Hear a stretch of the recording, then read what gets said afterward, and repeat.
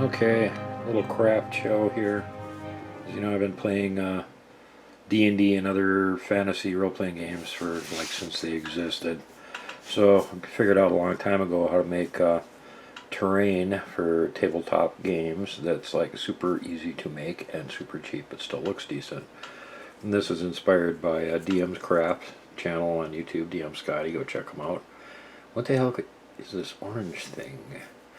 Well, I got these at the Dollar General store. There was a pack of 6 of them for, $1. And they had a little piece of green stuff coming out here. A little shredded green stuff was supposed to look like the greens on the top of a carrot. And they were supposed to be carrots for Easter. But they also are just the right size and shape for something else. So what I'm doing with them is I'm taking this squirty bottle here, and it's got 50-50 mix in it of extra strong PVA. Use whatever kind you want. I'm using Elmer's. Mix it with water, squirty squirty. And what you do is you take this, wet it down, and then wrap it in toilet paper. And then you wet it down again. And then you take them and set them some nice warm place and let them dry for a day or so. And once you've got them all wrapped up and you've got the TP all over them, the second layer on it, you don't want to touch them with your fingers because it'll just pull right off. So that's what this is for. Just squish everything down and make whatever kind of textures that you want in it before you leave it to dry overnight. So let's go show you the 4 of the 6 that are drying right now. Alrighty, it's the next day. They're nice and dry and hard. And I have painted them. And that's just basically 2 coats right there. What we did is we took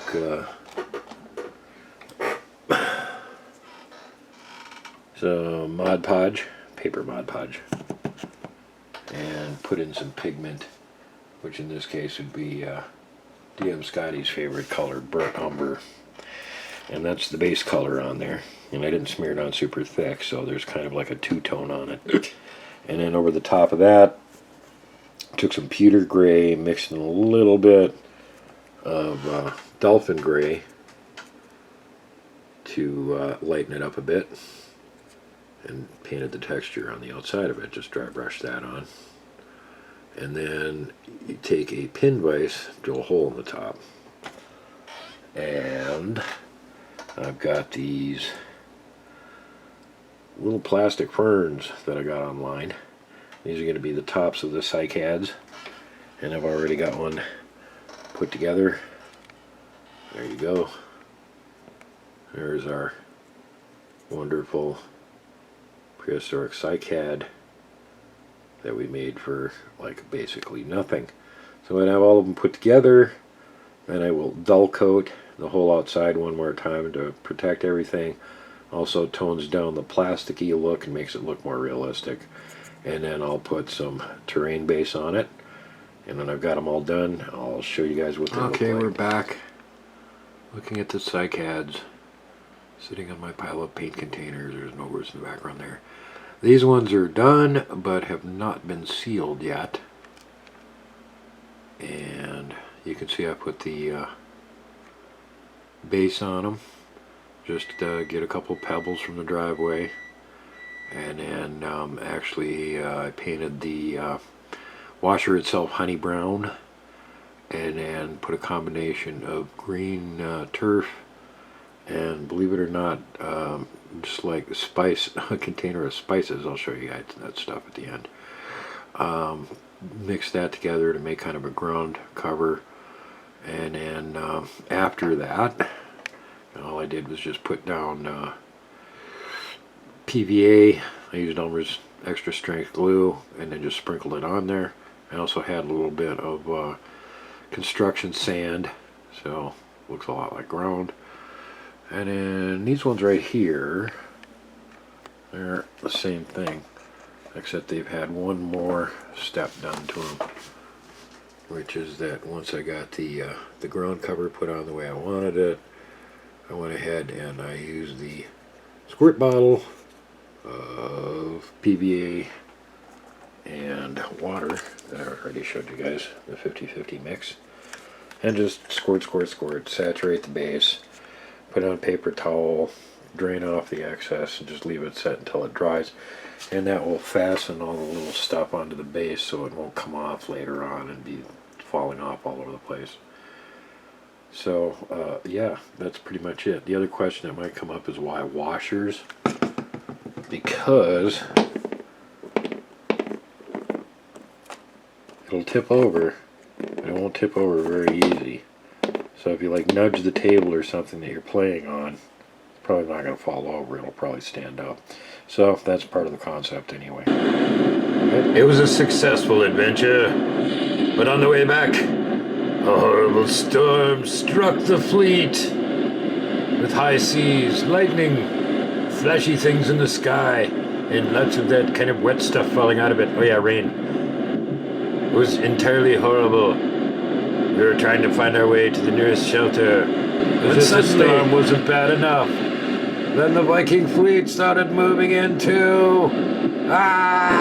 There was total mayhem as the Vikings bore down on the fleet and attacked it. And the storm pushed all of the ships apart, slamming some of them into nearby reefs and destroying them. When the terrible storm ended, the ship had been smashed into the reefs, broken apart, and left on the shore of this uncharted tropic. Unusual rock formations could be seen on the island.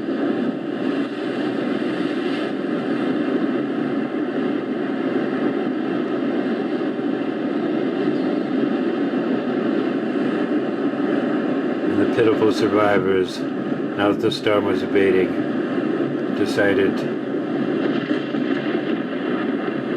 to recon the area which they found themselves.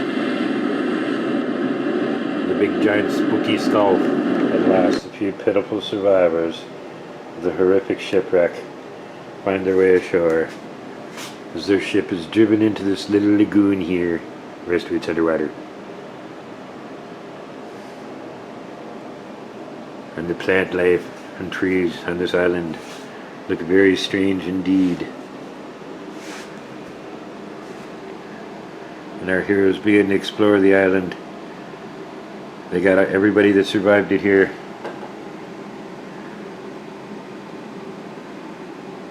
We got Xena Warrior Princess, Alexander the Great, 2 troopers, and back here in the bushes there's an Arab wizard hiding, throwing a spell. And there's another strange creature here on this tropical island as they're facing down an attack from the hideous Caprasuchus.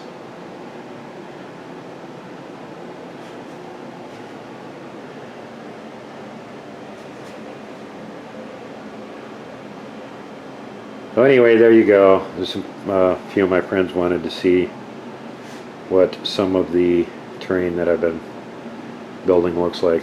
This stuff is just specifically for like jungle or tropical islands or swamps, dinosaur terrain, that sort of thing. So there you go, the big battle. The 2 mighty soldiers jabbing their spears at the eyes of the Caprasuchus, and then Alexander's going to run forward and take credit for it. Put the death blow on it. And there's the little Arab hiding in the bushes, casting a spell on the monstrous Caprasuchus. There you go. Hope you enjoyed it.